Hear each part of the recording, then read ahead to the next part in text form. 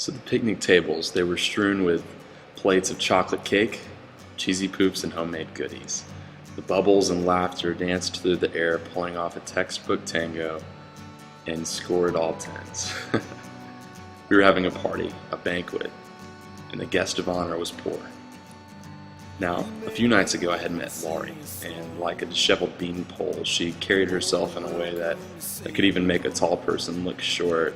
I found her buried under a mountain of mismatched, shoddy rags, and her head was at the summit, and it was all at the bus station, and she was just, kind of there off to the corner, in the dark.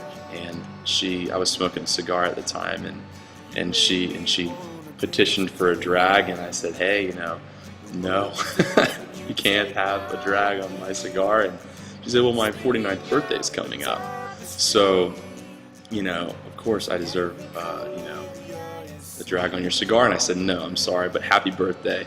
It's nice to meet you. And we talked a little bit, and then I left.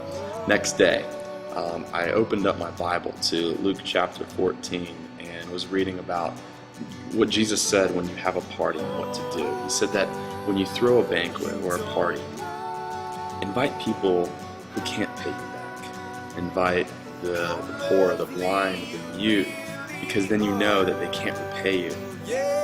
But the reward that you get will be in heaven. So you're actually avoiding a reward of any kind so that you can have your reward in heaven, which will be far better than anything we could do here. So I was thinking about that.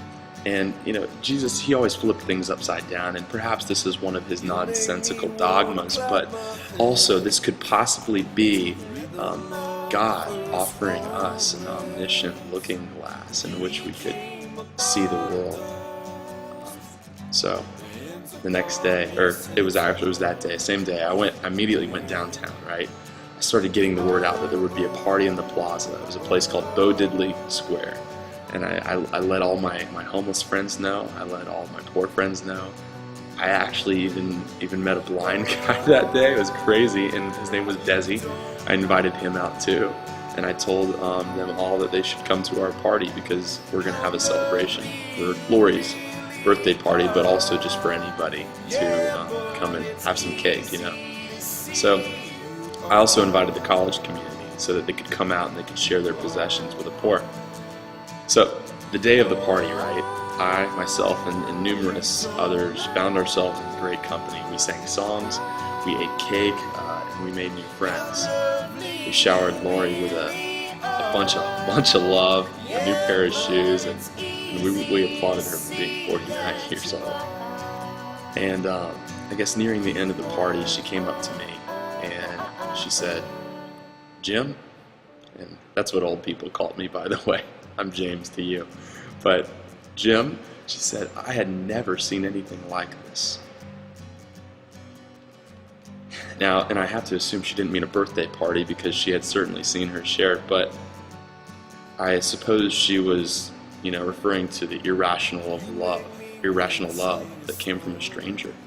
And she grabbed my shoulders and she looked at me in the eyes and just you could see she was about to cry, and she was looking at me and she was about to say something. And she didn't, but I think a lot was said, and I could see just like her appreciation. I was reminded when she said she had never seen anything like this.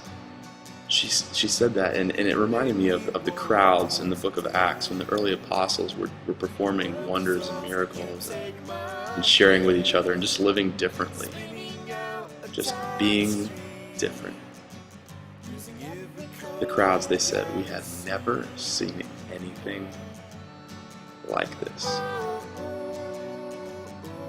And I have to suppose that we are to live differently as the kingdom of God. People who are going to just do radical things that don't make sense to the world, that's going to get the whole world to just itch their head and look at us and say, we've never seen anything like this.